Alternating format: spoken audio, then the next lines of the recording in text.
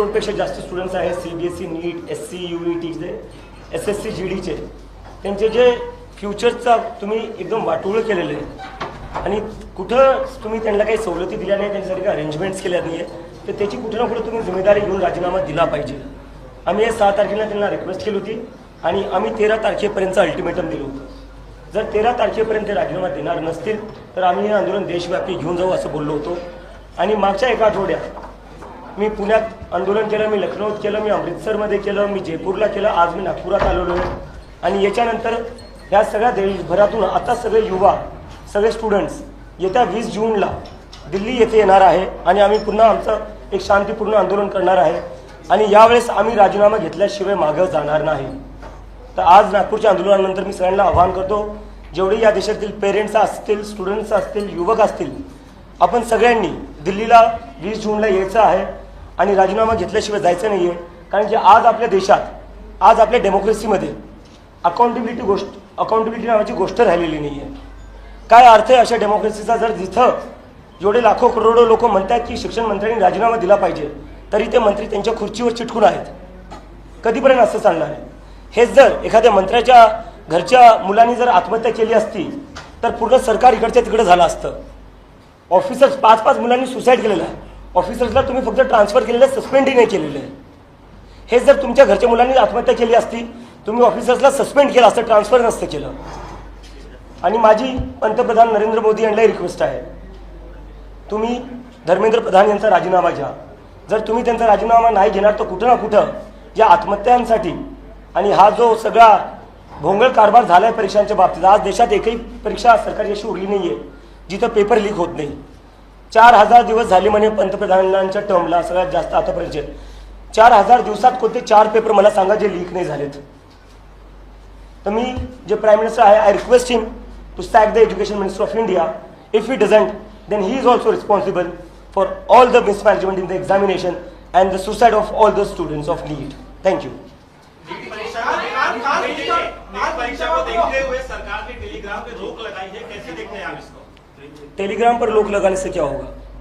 Paper जो leak हो रहा है वो तो सिस्टम के अंदर से हो रहा है, टेलीग्राम से नहीं हो रहा है. Telegram is just a medium.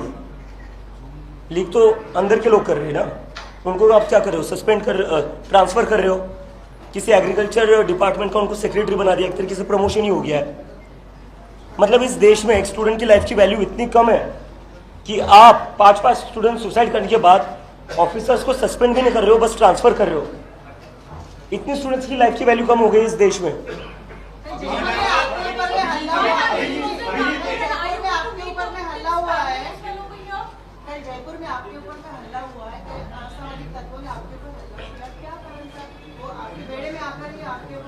मुझे लगता है कल जो मेरे ऊपर हमला हुआ वो इस देश में बढ़ती बेरोजगारी का सबसे उत्तम उदाहरण है. पिछले 40 साल में इस देश में इतनी बेरोजगारी होगी कि अब क्या हो रहा है, युवाओं को 1000-2000 रुपए देकर ऐसी चीजें करवाई जा रही है क्योंकि उनके पास कमाई का और कोई साधन नहीं रहा है. तो ये बढ़ती बेरोजगारी का कारण है. अगर किसी के पास अच्छी जॉब होती, जिस इंसान ने मेरे ऊपर हमला किया, अगर उसके पास अच्छी जॉब होती, क्या वो ऐसी हरकत करता? नहीं करता वो. अभिजीत, कितने लोग दिल्ली में आने वाले दिनों में आंदोलन में सहभागी होने वाले? क्या दिल्ली को पूरा जाम करने की कोशिश की जाने वाली? सर जाम क्यों करेंगे? Jantar Mantar is a designated protest site, वहाँ पर कोई जाम नहीं लगता है. सर आप आइए, आप देखिए, एक प्रोटेस्ट साइट है जो रोड से अलग है. जाम वाम में हम नहीं जाने वाले sir. We are law abiding citizen और हम बस हमारे जो डेमोक्रेटिक राइट्स है उसको एक्सरसाइज करने जा रहे हैं. 40 वर्ष झाले हे सुरू आहे. तुम्ही भाजपसोबत काँग्रेसलाही दोष देता का या सगळ्या अव्यवस्थेसाठी, बेरोजगारीसाठी, तरुणांचे ज्या प्रश्न निर्माण झाले त्यासाठी काँग्रेसही तेवढी जबाबदार असं वाटतं? नक्की. कारण की हे काय म्हणजे मागच्या 10 वर्षातच झाले असं नाही. ते जेवढ्या पक्ष, जेवढ्या पार्ट्या आजपर्यंत सत्तात राहिल्या त्या कुठे ना कुठे रिस्पॉन्सिबल आहे. पण आज सत्ता कुणाची आहे ते विसरायला नको. काँग्रेसने जे केलं ते केलं, तेच बदलायला तुम्हाला आम्ही सत्तेत आणलं होतं ना. तेच बदलायला तुम्हाला जनतेने एक संधी दिली होती.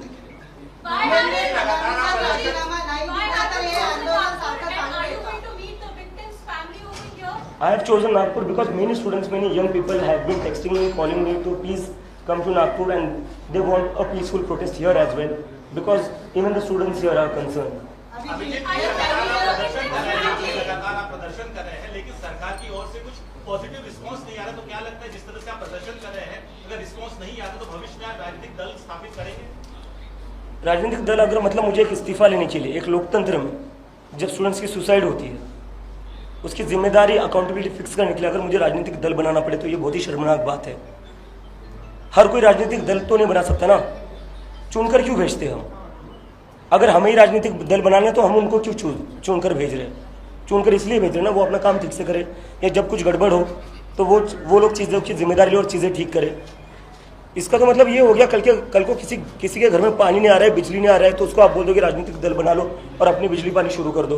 लेकिन जब बीजेपी का जन्म हुआ है, अस्तित्व में आई है, तो हर युवा जो वर्ग है कॉकरोच जनता पार्टी से जुड़ना चाहता है और कहीं न कहीं मांग कर रहा है कि वो राजनीति में आए और देश का भविष्य सुधारे। ऐसी भी सोच तमाम युवाओं की। बिल्कुल, मुझे लगता है इसका एक ही रीज़न है कि जितने भी अभी के पॉलिटिकल पार्टीज है उन सभी ने आज का जो हमारा युवा है उनको डिसअपॉइंट किया है। हमने देखा है कि पिछले 10-12 साल में कैसे हिंदू मुस्लिम की राजनीति इस देश में हो रही है और कोई राजनीति नहीं हो रही। इलेक्शन आ रहे हिंदू मुस्लिम पर बात हो रही है, उसमें युवाओं के लिए क्या है? हिंदू मुस्लिम से युवाओं को क्या भला होगा? क्या उनके एग्जाम्स अच्छे से कंडक्ट हो रहे हैं? क्या उनको जॉब्स मिल रही है? हिंदू मुस्लिम की राजनीति से नहीं मिल रही है ना। तो युवा को मिल क्या रहा है? आप क्या दे रहे हो उनको? आप ना उनकी कंसर्न्स को समझ पा रहे हो ना आप उनके होप्स एंड एस्पिरेशंस को एड्रेस कर पा रहे हो। और यही कारण है कि कॉकरोच जनता पार्टी को इतना ज़्यादा समर्थन मिल रहा है क्योंकि सारे एग्जिस्टिंग पॉलिटिकल पार्टीज पूरा डिसअपॉइंट कर चुके हैं इस देश के युवा को। नागपुरातलं हे आंदोलन वेगळं महत्व आहे कारण की या ठिकाणी भारतरत्न डॉक्टर बाबासाहेब आंबेडकरांनी दीक्षाभूमी घेतली। ही दीक्षाभूमी आहे, ही राष्ट्रीय स्वयंसेवक संघाची भूमी आहे, संघ मुख्यालय या ठिकाणी आहे। त्यामुळे या आंदोलनाकडे वेगळ्या नजरेनं बघितलं जात आहे। तुम्हाला काय वाटतं? आमच्यासाठी एक शांतपूर्ण आंदोलन असणार आहे आणि स्टुडंटच्या इश्यूजवरच असणार आहे। बाकी आम्ही बाकी गोष्टी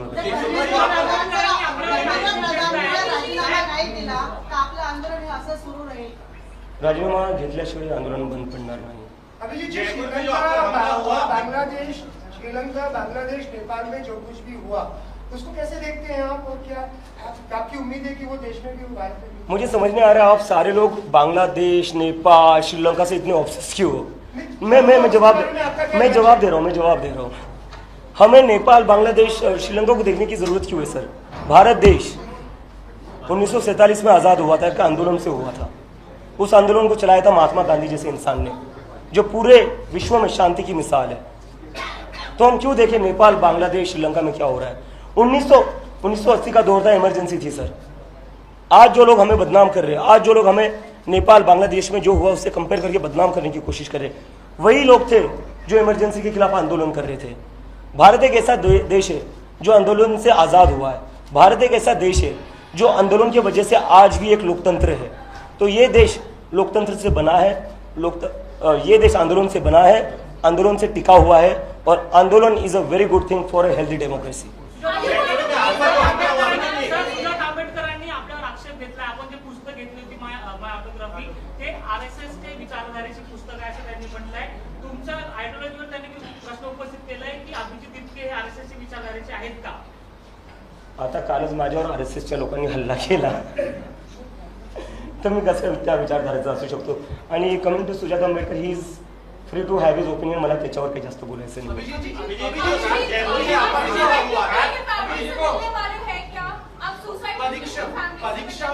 परीक्षा प्रधानमंत्री जी जब भी परीक्षा पूर्व स्टूडेंट्स लोगों से संवाद करते हैं, परीक्षा के बारे में बड़े प्रेम से उनसे बात करते हैं। उन्होंने परीक्षा के ऊपर किताब भी लिखी है।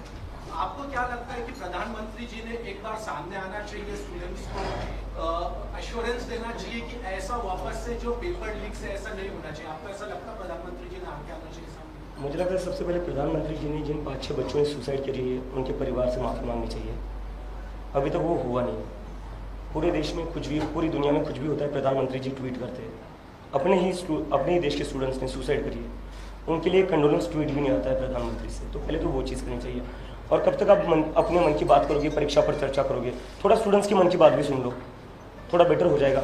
आपको भी थोड़ी चीज़ें समझ आ जाएगी, क्योंकि ऐसा तो नहीं है कि ना हर इंसान को सब कुछ पता होता है। तो आप स्टूडेंट्स से इंटरेक्ट करोगे तो आपको भी थोड़ा पता चलेगा कि चीज़ें कैसे बेटर हो सकती है, स्टूडेंट्स की क्या क्या प्रॉब्लम्स है जो आप रिजॉल्व कर सकते हो। आज तुम्ही नागपूरमध्ये संघभूमीमध्ये आलेला आहे, काही भीती, काही दडपण आंदोलन करण्यासाठी म्हणून? संघभूमी कसं काय सर? संघभूमी नहीं। सर, आप पूरे देश भर का प्रोटेस्ट कर रहे हैं, लेकिन धर्मेंद्र प्रधान ने इस्तीफा नहीं दिया है, तो क्या आपको लगता है आप इस्तीफा नहीं देंगे तब तक प्रोटेस्ट करना नहीं रुकेगा। तुमच्या आई-वडिलांनी खूप काळजी व्यक्त केलेली आहे. तुमच्या आई-वडिलांनी काळजी व्यक्त केलेली आहे. तुम्हाला वाटत नाही तुमच्या कुटुंबाप्रती पण तुमची काहीतरी जबाबदारी आहे? नाही, नक्की माझ्या कुटुंबाप्रती माझी जबाबदारी आहे, पण त्यापेक्षा मोठी जबाबदारी मला माझ्या देशाप्रती आहे. ते मला ती जबाबदारी बजावणार. केंद्र सरकार अगर देखा जाएगा तो डेवलपमेंट की 2014 से बहुत बात करती है। बीजेपी और अभिजीत दिव्य किस नजरिए से देखता है कि डेवलपमेंट के मुद्दे पर पॉलिटिकल कौन सी डेवलपमेंट सर? कितने स्मार्ट सिटी बोले थे? 200। एक स्मार्ट सिटी दिखा दो मुझे, कहाँ पर है? औरंगाबाद, छत्रपति संभाजीनगर, जो आज के दौर में है, वो बोला गया था छत्रपति संभाजीनगर को स्मार्ट सिटी बनाया जाएगा। मैं वहाँ से आता हूँ, कुछ स्मार्ट नहीं हुआ है वहाँ पे। पुणे गया था मैं, जो स्मार्ट सिटी बनने वाला था वो भी स्मार्ट सिटी नहीं बनाया। तो जो सबसे पहले तो मैं जो सबसे बड़ा उनका था स्मार्ट सिटी, एक स्मार्ट सिटी बता दीजिए मुझे जो सच में स्मार्ट बन चुकी है। दूसरा था स्वच्छ भारत अभियान। अभी मैं पिछले एक हफ्ते में पूरे देश भर में घूमा हूँ, 5-6 अलग अलग राज्यों में गया हूँ, एक राज्य मुझे नहीं दिखा जो स्वच्छ हो। तो कौन सा डेवलपमेंट हो रहा है? बुलेट ट्रेन 12 साल हो गए, और कितने साल चाहिए आपको बुलेट ट्रेन लाने के लिए? शिक्षा मंत्री के साथ प्रधानमंत्री का इस्तीफा आप मांग रहे हैं? पहले शिक्षा मंत्री का तो हो जाए, प्रधानमंत्री तो बहुत बड़ी चीज़ है। I won't comment on that. Abhijit, 20 तारीख को ज्यांना मतलब हे आंदोलन झालं त्यामध्ये अनेक अशा संघटना होत्या की ज्या तुमच्या विषयाशी सुसंगत नव्हत्या, म्हणजे शिक्षणाबद्दल त्याबद्दल तुम्हाला असं वाटतं की अजून हायजॅक होऊ शकतात भविष्यात?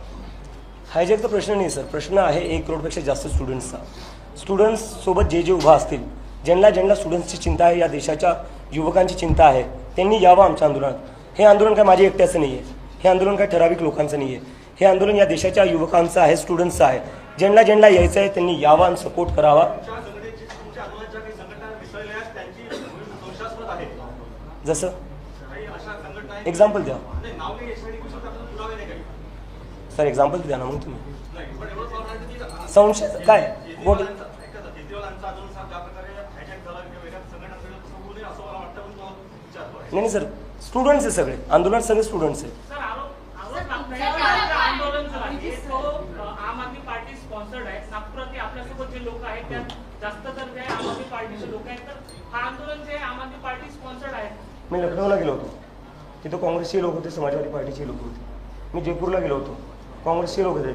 मला BJPचे लोक भेटले, ते म्हणले आम्ही ओपनली सपोर्ट नाही करू शकत, पण तुम्हाला जे काय लागेल या आंदोलनासाठी आम्ही तयार आहे. तर मला काय वाटतं ना, आपण ना याच्या मागं आम आदमी पार्टी आहे, काँग्रेस आहे, हे आहे, ते आहे. मी उत्तर माझे मित्र आहेत ते सर, मी त्यांच्यासोबत आधी काम केलेलं आहे. जे माझे मित्र आहेत ते मला सपोर्ट करतात आणि करणारच. उद्या जर तुम्ही काम केलं, तुम्ही दुसरीकडे कुठे गेला, कोणत्या न्यूज आउटलेटमध्ये काम करताय सर तुम्ही? नागपूर समाचार. उद्या जर सपोज तुम्ही लोकमत टाइम्समध्ये गेले, तुम्हाला नागपूर समाचारसाठी काही मदत लागली किंवा तुम्हाला काही मदत, नागपूर समाचारचे जे तुमचे कलिग्स येत होते तुम्हाला मदत नहीं करना।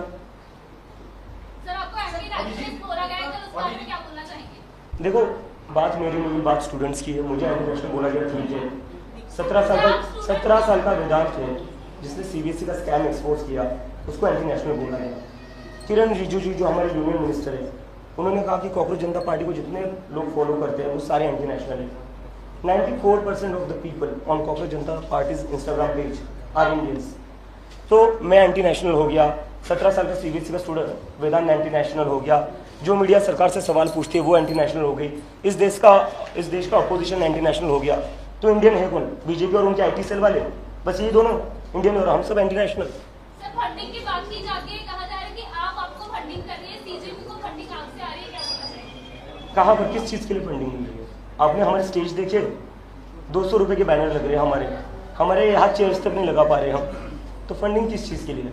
अगर मैं अमेरिका से फ्लाइट लेकर यहाँ आ सकता हूँ इस देश में, अपने देश में, तो मैं इंडिया में तो फ्लाइट लेकर घूम ही सकता हूँ ना, उतना तो मतलब होगा। हमारे देश में ना, हमारे दिमाग में साइकोलॉजी में ये चीज़ है कि अगर कोई समाज सेवा करना चाहता है या देश के लिए कुछ करना चाहता है, उसको फकीर होना चाहिए। क्यों होना चाहिए? क्यों फकीर होना चाहिए? जो लोग अच्छा कमाते, अच्छे घर से आते, वो खुद के पैसे से कुछ कर नहीं सकते। कब तक हम इस मेंटालिटी में रहेंगे कि देश बदलना है तो आपको सब कुछ त्यागना ही पड़ेगा? अरे I come from a good family, मैं यूएसए में पढ़कर आया हूँ, I am well position enough to buy my own tickets and I will do that. Jaipur में आपका जो हमला हुआ है, आप सुबह आपने कहा कि आरएसएस के लोगों ने आप पर हमला किया, ये कैसे प्रमाणित हुआ कि आरएसएस के लोग थे जिससे आपने हमला किया? सर उनकी सोशल मीडिया प्रोफाइल खोलकर देखिए आप, उन्होंने लिखा है, वो जो उनका आरएसएस का यूनिफॉर्म होता है और जो लाठी होती है उसके साथ फोटो डाली हुई है। सोशल मीडियावर आरएसएसचा फोटो म्हणून ते प्रमाणित होतं का की ते संघ स्वयंसेवकांनी हल्ला केला म्हणून? काय दुसरं काही प्रमाण पोलीस रिपोर्टमध्ये असं काही आलंय का? ज्यांनी माझ्यावर हल्ला केला त्याचा हल्ला करतानाचा फोटो आहे आणि त्याच्या फेसबुक प्रोफाईलवर तो आरएसएसच्या युनिफॉर्ममध्ये आहे। अजून कोणते एव्हिडन्स पाहिजे आपल्याला?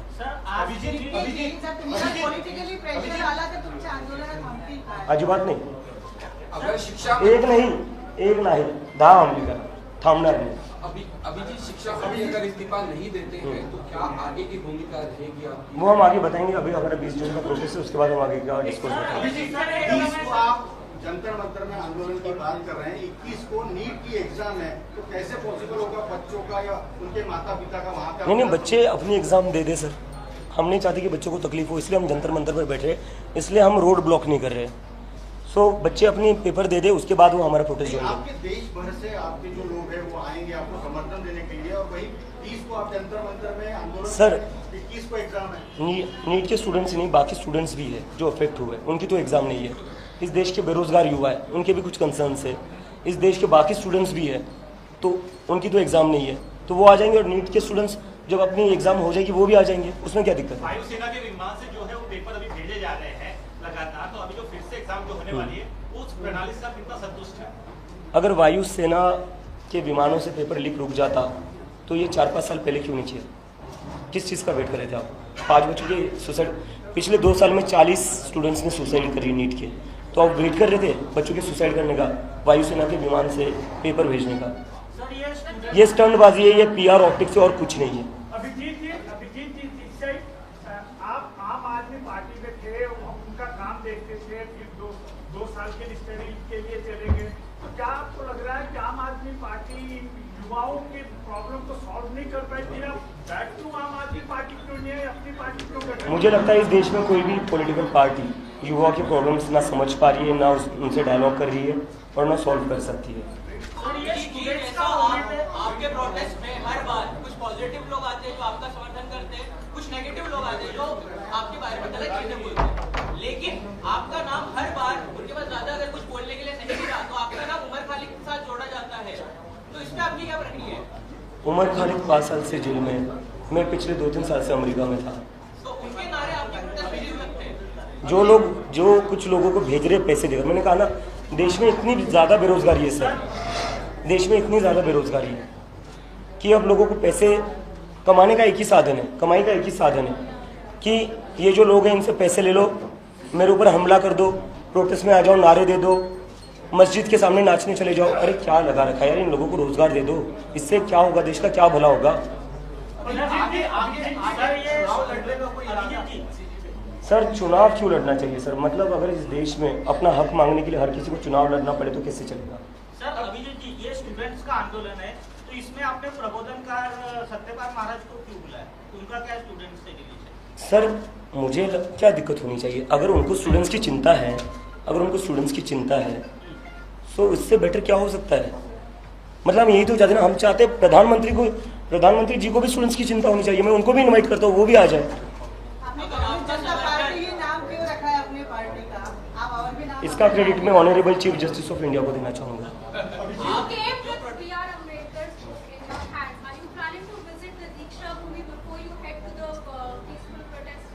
I might visit it later, not today, but I will definitely visit it. I just visited the statue of Ambedkar ji at the Samvidhan Chowk.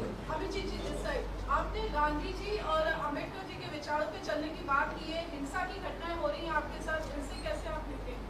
As I said, I am a follower of Gandhi and Ambedkar.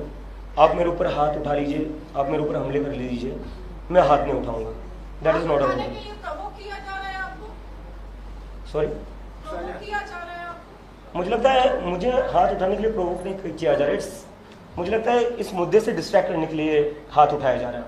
क्योंकि कल से क्या हुआ है, कल जयपुर में मुझे बहुत सारे लोग बोल रहे थे कि इतनी बड़ी संख्या में कभी लोग किसी ए पॉलिटिकल मूवमेंट के लिए या जो बीजेपी और कांग्रेस का इवेंट नहीं होता है उसके लिए कभी इतने ज़्यादा लोग आए नहीं थे। This was the first time in Rajasthan, इतनी बड़ी गैदरिंग हुई थी।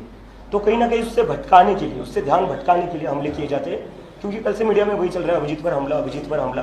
अरे अभिजीत पर हमला होने दो, एक नहीं यार 10 हमले करवाओ, धर्मेंद्र प्रधान बस इस्तीफा दे दे और 10 हमले सह हम। सरकार आपको इतना हल्के में क्यों ले रही है, क्या वजह है? सरकार मुझे लगता है हर किसी को ही हल्के में ले रही है, स्टूडेंट्स को हल्के में ले रही है। इस देश में ऐसा कौन नहीं है जिसको सरकार हल्के में ले रही है। जैसे बढ़ता हुआ जो जमाना दिख रहा है कांग्रेस पार्टी का, उसको ध्यान में रखिए। मुझे लगता है ये एरोगेंस से और कुछ नहीं है। 12 साल हो गए पावर में, अब इन लोगों को लगता है इनको सत्ता से कोई हटा नहीं सकता। और जो भी इंसान पावर में बहुत ज़्यादा देर रहता है उसके दिमाग में ये डिल्यूजन आ जाता है एक टाइम के बाद कि अब तो मैं ही सर्वसर्वा हूँ, मैं ही महामानव हूँ। अभिजीत जी, कितनी उम्मीद कर रहे हैं आप, कितना माहौल इकट्ठा होगा, कितने युवा आएंगे? दिल्ली में ऐसा देखा गया कि काफी युवाओं के अलावा बुजुर्ग भी आए थे, तो क्या लग रहा है आपको कि यहाँ पे भी उनके पेरेंट्स को भी आपने निमंत्रित किया? कितना मौका हो सकता है? बिल्कुल, मुझे लगता है ये दिल्ली से भी बड़ा होगा, जंतर मंतर से बड़ा होगा। अभिजीत, इंडिया अलायंस के 5 पॉइंट प्रोग्राम में उन्होंने नीट एग्जाम लीकेजेस या पेपर लीकेजेस का इशू रखा था। अपोजिशन पार्टी के रोल से आप सहमत हैं क्या, और क्या आप अपने प्रोटेस्ट में अपोजिशन पार्टीज को इनवाइट करना चाहेंगे? अपोजिशन पार्टीज को मैं कोई होता नहीं हूँ कुछ बताने के लिए उनको क्या करना चाहिए क्या नहीं। Because I am very young. वो लोग तो मतलब कई सालों से पॉलिटिक्स कर रहे हैं। और दूसरी चीज़, yes we invite everybody who wants to support the students, who want to demand justice for the students. All of them should join and support us because we are here just to seek justice for the students who have committed suicide and the 1 crore students who have been wronged by the system. Abhijit ji, आप मंच पे अकेले हैं, अकेले नेतृत्व कर रहे हैं। आपको लगता नहीं कि आपके साथ ये कॉकरोच पार्टी में और नेतृत्व सामने आना चाहिए? जैसे केजरीवाल पार्टी का हुआ है वन मैन शो, वैसे आपका नहीं होना चाहिए। तो आपके साथ और मंच पे और आज मेरे साथ यहाँ पर सोनम वांगचुक जी भी आने वाले थे, but due to some reason वो आ नहीं पाए। I would like to invite you to Jantar Mantar, वहाँ पर आ जाइए, आपको स्टेज पर बहुत सारे कॉकरोचेस दिखेंगे। अगर राहुल गांधी भी सवाल उठा रहे सरकार पर, उनकी खामियां बता रहे, कई सारी गलतियां बता रहे, आप कितने सहमत हैं उन सारी चीजों को देखते हुए राहुल गांधी? नहीं, बिल्कुल बिल्कुल सही कर रहे, अच्छा कर रहे, सभी को सवाल उठाने चाहिए। नहीं सर, इस देश का अपोजिशन है वो पूरी तरह अभी कमजोर पड़ चुका है, तो क्या आपको लगता है बीजेपी एक अपोजिशन बड़ी अच्छी पार्टी बनकर उभरेगा? देखो, ये बात ये नहीं है कि अपोजिशन कमजोर पड़ा है या सीजेपी अच्छा एक अपोजिशन उभरेगा या नहीं। हमें समझना पड़ेगा इस देश में क्या हो रहा है। महाराष्ट्र में क्या हुआ, हमारे महाराष्ट्र में 2 सबसे बड़ी पार्टियों को तोड़ा गया। बंगाल में क्या हुआ, पूरी टीएमसी को उठाकर बीजेपी में शामिल कर गया, हाईजैक किया गया, किडनैप किया गया। और इलेक्शन की बात रही, बंगाल में ममता बनर्जी की सीट पर 50,000 वोट डिलीट होते हैं, वो 15,000 वोट से आती है। तमिलनाडु में एम के स्टालिन की सीट पर 1 लाख वोट डिलीट होते हैं, वो 50,000 वोट से हारते हैं। दिल्ली में अरविंद केजरीवाल की सीट पर 40,000 वोट डिलीट होते हैं, वो 4,000 वोट से हारते हैं। तो ये क्या चल रहा है, जहाँ जहाँ वोट डिलीट हो रहे हैं वहाँ बस एक ही पार्टी को फायदा हो रहा है। आप बस पार्टियां तोड़ नहीं रहे हो, आप वोट भी चुरा रहे हो। और मैं एक टाइम के लिए मान भी लूँ कि SIR वोट डिलीशन का बीजेपी से कोई लेना देना नहीं है, इलेक्शन कमीशन बहुत फ्री एंड फेयर काम कर रहा है। तो मेरा ये सवाल है कि जब भी वोट डिलीट होते हैं फिर बीजेपी को ही फायदा क्यों होता है, किसी और पार्टी को फायदा क्यों नहीं हो रहा है? आपने अभी कहा कि आप इलेक्शन नहीं लड़ेंगे। एक सवाल मैम अभी रिपीट मत करना, बाकी लोगों को जवाब सवाल के लिए मौका देंगे। अभी विचार आहे ते महाविकास आघाडी जे अलायन्स आहे त्यांच्याशी मिळते जुळते आहे। आता तुम्ही टीएमसी बद्दल बोलले, इतर पक्षाबद्दल तुम्ही वोट डिव्हिजन बद्दल बोलले, भविष्यात असा काही प्लॅन आहे का महाविकास आघाडी सोबत? सर, बरोबर महाविकास आघाडीचा प्लॅन नाही आहे। विचार आहे डेमोक्रेसी कशी सशक्त होऊ शकते, कशी स्ट्रेंथन होऊ शकते। जर वोट डिलीट होतील, जर इलेक्शन फ्री अँड फेअर नाही होणार तर काय अर्थ आहे कोण इलेक्शन लढतंय कोण नाही लढतंय? इलेक्शनच्या आधीच जर तुमचे रिझल्ट डिसाइडेड असतील तर काय अर्थ आहे? पण येणाऱ्या दिवसात तर हा मुद्दा उठेलच ना की बीजेपीच्या तुमच्यासोबत एवढा मॉब आहे आणि निवडणुका येतात तर त्यांनी कोणाला सपोर्ट करावा, हाच मुद्दा राहील ना? तो सध्याचा मुद्दा नाही, सध्याचा मुद्दा आहे स्टुडंट्सचा। सध्या CJP जे आहे ते स्टुडंट्स आणि युवकांच्या बेरोजगारीवरचे मुद्दे उचलणार आहे। All the student organisations are supporting us. Rahul Gandhi ने भी छात्रों के इसमें बोला है पेपर लीक मामले में, उन्होंने ये कहा है कि पेपर लीक होता है ये व्यवस्था विफलता नहीं है, पर करोड़ों जो बच्चे उनके सपनों के ऊपर आघात है। देखते हैं बिल्कुल ये वही बात है सर। आता 2-3 दिवसाआधी बीजेपीची एक प्रेस कॉन्फरन्स झाली, त्यामध्ये विचारलं गेलं सीजेपीच्या प्रोटेस्ट बद्दल, तर त्यांनी सांगितलं का जसे फॉलोअर्स बांगलादेशी आणि पाकिस्तानी आहेत तर त्यांची विचारधारा पण त्याच प्रकारची आहे, त्यावर तुमचे काय म्हणणं? मला दिल्ली पोलीस, पुणे पोलीस, नागपूर पोलीसला प्रश्न विचारायचा आहे की तुम्ही एका अँटी नॅशनलला प्रोटेस्टची परमिशन देताय का? मग आंबेडकर गांधींना आम्ही फॉलो करतोय, नेहरूंना आम्ही फॉलो करतोय, भगतसिंगला फॉलो करतोय, तर ते सगळं इंटरनॅशनल झाले का? मला तर आज असं वाटतं या देशात आज जर नेहरू जिवंत असले असते, गांधी जिवंत असले असते, भगतसिंग जिवंत असले असते, त्यांनाही कुठे ना कुठे अँटीनॅशनल बोलण्यात आलं असतं. कारण की त्यांनी काय केलं होतं, जी ब्रिटिश राज होता त्यांच्या विरोधात बोलले होते आणि तो ब्रिटिश राज आजच्या सरकारपेक्षा काय वेगळा नाही. सोनम वांगचुक जे ग्रेट एज्युकेशनिस्ट ऑफ इंडिया, त्यांना ते एज्युकेशन मिनिस्टर बनलं पाहिजे होतं, त्यांना तुम्ही तुरुंगात टाकलं, त्यांना तुम्ही जेलमध्ये टाकलं. हे ब्रिटिशपेक्षा कसं वेगळं आहे? ब्रिटिशने काय केलं होतं, हेच केलं होतं. ठीक आहे, थँक्यू.